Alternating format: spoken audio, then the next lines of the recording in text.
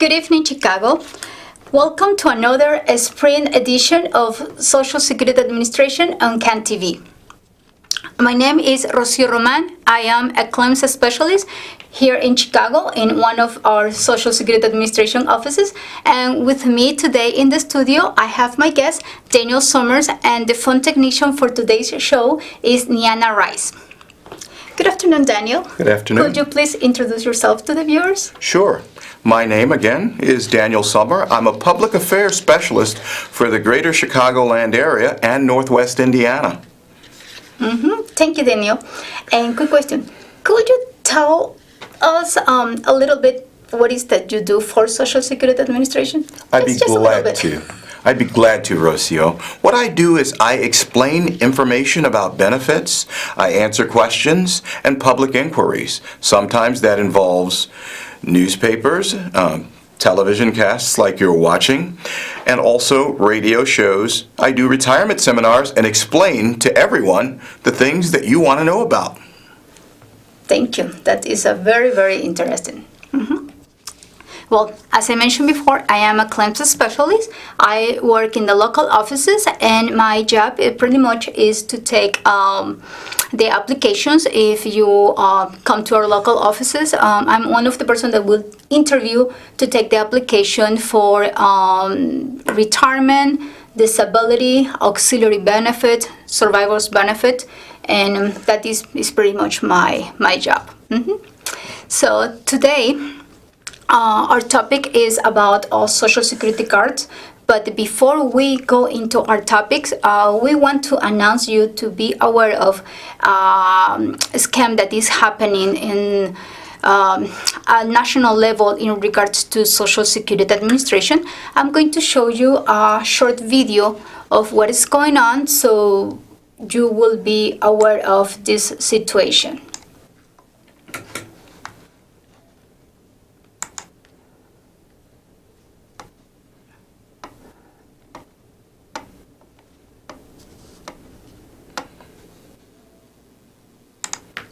New message. Department of the Social Security Administration. The reason of this call is to inform you that your Social Security number has been suspended for suspicion of illegal activity. If you do not contact us immediately, your account will be deactivated. For more information about this case file, press 1 or call immediately our department number, 326. This is a scam. Thieves are misusing the Social Security Administration's authority and phone schemes to trick you into giving them money or personal information. They state there is a problem with your Social Security number or account. They claim there's been suspicious or fraudulent activity, and you could be arrested or face other legal action.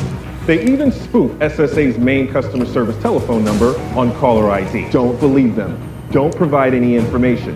SSA employees will never threaten you for information or promise benefits in exchange for information. In those cases, the call is fraudulent. Just hang up. If you suspect you've been contacted by an SSA scammer, call the Social Security Fraud Hotline at 1-800-269-0271. Social Security, securing today and tomorrow. Okay, so as you can see, there is a scam going on.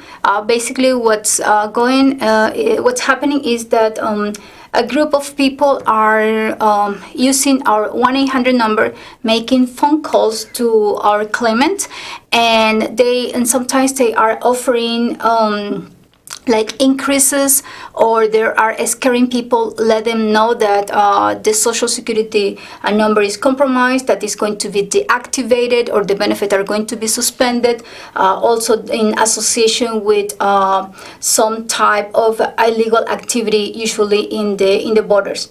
And this is just a scam.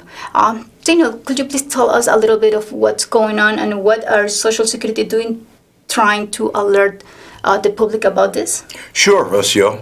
It's very important that people understand not to do anything to compromise their security, not to give out information to individuals who may not be from Social Security. It's very important that you don't confirm or deny any information. You don't want to tell them your name, your Social Security number, date of birth, or banking information. Social Security is really taking proactive steps to protect you, but we will need your help. As you said, they're making up stories, such as your social security number is deactivated.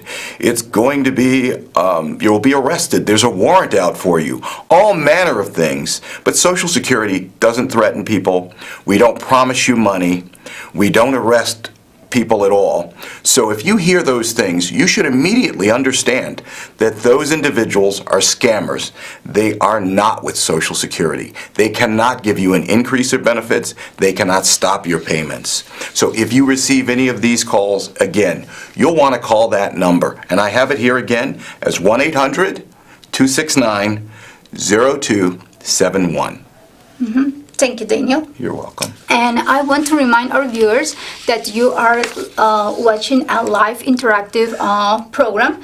So if you have any question at this time in regards to Social Security Administration, we're waiting for your phone calls. The phone number here in the studio is area 312-738-1060. One more time, the phone number here in the studio is area 312-738-1060, and the phone number will appear in the bottom of the on your screen. And now, to start with our topics for today is the Social Security cards. Daniel, what changes has been made with Social Security Administration in regards to Social Security cards? Well, Social Security cards are, as you know, something that most Americans will have. They're very important. There was a time when Social Security cards were only issued at, say, around age 16 or when someone wants to get their first job. Nowadays, we've gotten better. There's enumeration at birth. In other words, Social Security generally assigns the number for a child as soon as they're born. Before they leave the hospital, often the process is underway. And a thing that I was going to tell you about, you have to remember that your Social Security number is the valuable part of that. So as long as you protect that number, you've protected yourself. And one of the things that Social Security Administration has been implementing several years ago in order to protect everybody's identity. To start, we are not longer issuing a printout of the Social Security number. So if you know your number, basically, that's it. You can provide what's your Social Security number. Recommendation, never keep your Social Security number in your wallet. Another implementation that we did is that most of you who are already enrolled in Medicare, you should already receive the new Medicare card. The Medicare card does not contain the Social Security numbers anymore. Now those cards has a different Medicare identification number. Also, most of the letters that we send to you, it doesn't contain Social Security numbers anymore, just to protect your information, because sometimes people was paying so much attention to the Social Security card itself, but they didn't pay as much attention to the letters. They were just thrown away as anything, but that contains very important information. You're right, Rocio. For all intents and purposes, your Social Security number is your card. And another thing that we implemented a while back was the limitation on how many Social Security cards are issued. There is a lifetime limit of 10, with 3 in any one given year.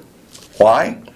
Well, the more Social Security cards out there with your number on it, the greater chance that someone will take the opportunity to commit fraud. You don't want that.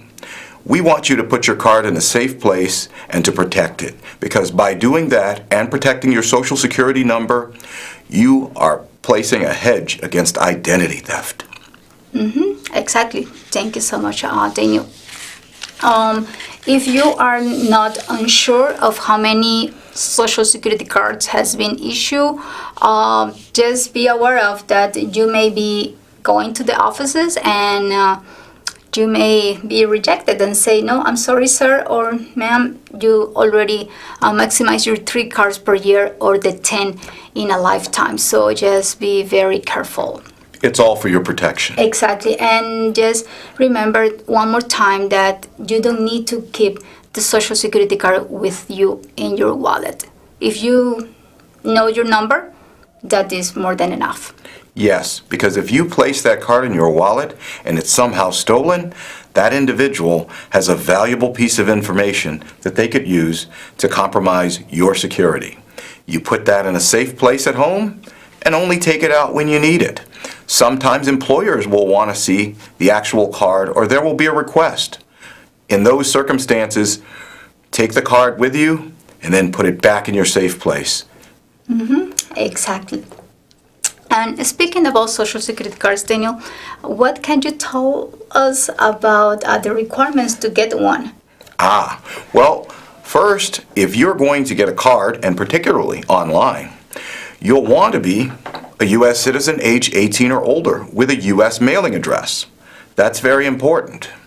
If you're not making changes to your card, you actually can do that online and save yourself some time. But you'll need a driver's license or other valid state-issued ID card. Nothing expired. You want to have a current, up-to-date identification. Rocio? Yes, and I'm going to show you right now in your screen how can you do to go online and apply for a replacement Social Security card. Just remember one more time, you must be over 18 years old, has an address here in the United States, and no changes can be made, including no change of address. And this is the information. As you can see, this is our website. You will go to www.ssa.gov. This is our homepage, and then you click on Social Security number. There is a lot of information, and these are basically the states that are being able to get the replacement Social Security cards.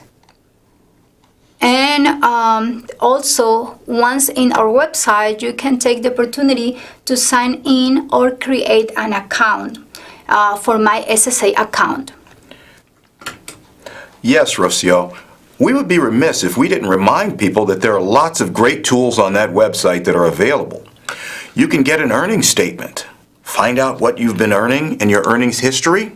You can make that request for not only the earnings statement and history, but you can plan for retirement. You can find out many things about the benefits that you will receive in the future, so you can be assisted in your financial planning with good, solid information straight from the source. Exactly. And we want also remind you that if you are not if you are in age for Medicare or for retirement, you can save time applying online. You go to our website www.ssa.gov, and as you can see here, you can click here to apply for retirement benefit. You can click here for disability. Here is important information about Medicare Part C and D. If you are close to 65 years old and you want to file for Medicare, you also will go to the retirement application, but you will select that you want to file for Medicare only. In addition, if you want to file for a spousal's benefit, you can go to retirement, to the retirement application, and on the retirement application you will select that you want to exclude your own retirement, but instead you would like to start receiving a spousal's benefit. And all this information and a lot more is available in our website. Okay, so what else can you tell us about our website? Tell us like one of the convenience of filing online or to do business online instead of coming to the local offices. Well, while we always love to see our public, Rocio, sometimes the smarter and more efficient thing, not for ourselves, but for them, is to go online. For instance, you could make that application without leaving your home for retirement, for disability, for widow's benefits, whatever the case, to get that Social Security card without waiting in line. And it comes in the same amount of time. Don't worry, if you have questions, these applications are reviewed by people who do this job. So it's a very secure website, and we do everything we can to protect your information. We need your cooperation, so just make sure you protect your numbers, your information, stay away from the scammers, and we'll do the rest. And speaking about retirement, disability, and all the benefits the Social Security Administration could help you with, let's talk a little bit about retirement benefits. So what can you tell me about retirement? What's the minimum age? Well, you have to be at least age 62 to apply for Social Security retirement benefits. And you know, not everyone wants to apply at age 62. But that doesn't mean you can't go on our website and look around. Because whether you're full retirement age, whether you're going to delay your retirement as late as age 70, there is information for you. So just by making an application, looking around, or getting an estimate, you can make plans for your future that will give you the best opportunity for a safe, secure, and happy retirement. Thank you so much, Daniel. You are welcome. Another application that you can do online is Medicare. Remember, if you are close to age 65, you can file for Medicare online. But the initial enrollment period based on your age will start 3 months before the month you turn 65, and it will end 3 months after. So at that point, you can go online and file for Medicare. Rocio, those Medicare applications are very popular. In fact, I've had so many people tell me it was so easy, I'd never file another way. I thought I'd done something wrong, but they hadn't. They looked in, did the Medicare application, it was reviewed, processed, and they get that letter that tells them, welcome to Medicare. Exactly. The only, sometimes, it's not like a problem, but it may be a little delay if has been a change on the immigration status for some of our claimants.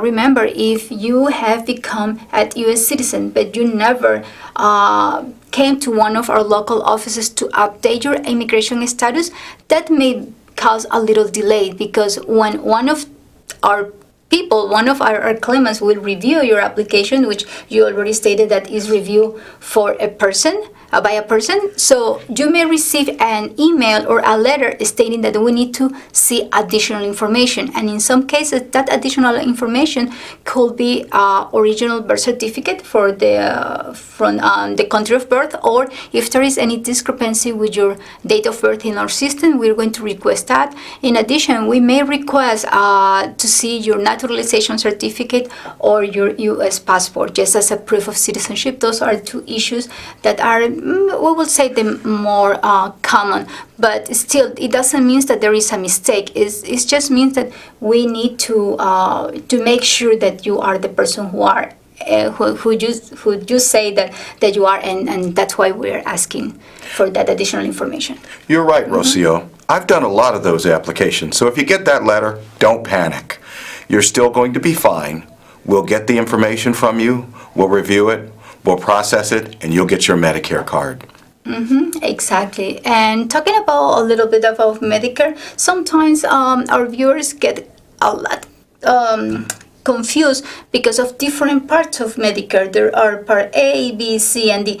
Could you please explain us a little bit about what's the difference between them? Certainly. There are primarily 4 parts of Medicare that we want you to know a little bit about. Now, you don't have to become a Medicare expert to receive Medicare. That's our job.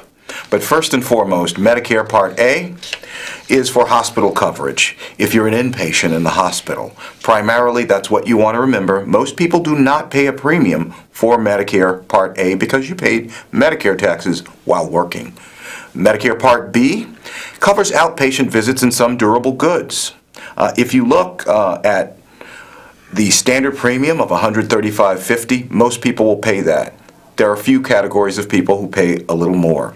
Rocio, would you care to talk about Medicare Part C and D? Sure.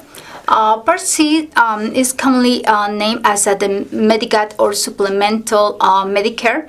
Basically, what you do is if you are close to age 65, but this time I'm sure you have started receiving a lot of information in the mail for different health insurance company. All those mails, basically what they are offering you is additional additional medical benefit to supplement Medicare, because even if you have Part A for free and Part B for a basic premium of $135.50, Medicare will cover 80% of the bill. So that means that you will be responsible of the other 20%. So all that the mail that you have been receiving is in regards to that, to help you cover the 20% that Medicare doesn't cover. Now, one of the requirements that usually these companies has is that in order for you to enroll on Part C, you have to be enrolled on Part A and Part B, and they will be the supplementing whatever cost that Medicare is not covering. But in this benefit that you may receive is based on the different plans, because some of them may offer additional coverage, but also it has an additional cost, and that will it depends on if you choose an HMO or PPO and all that. And the Part D is the prescription plan. For Part D, you must call the 1-800 number, which is in the back of the car. And I don't want to cut you. It has been very, very nice have you as a host today in our program, but unfortunately we can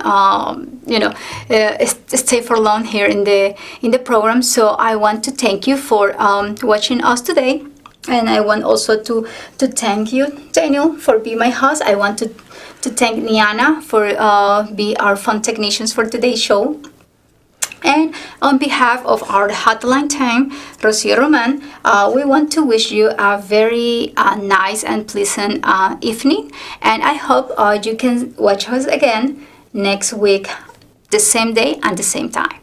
Thank you and have a good evening.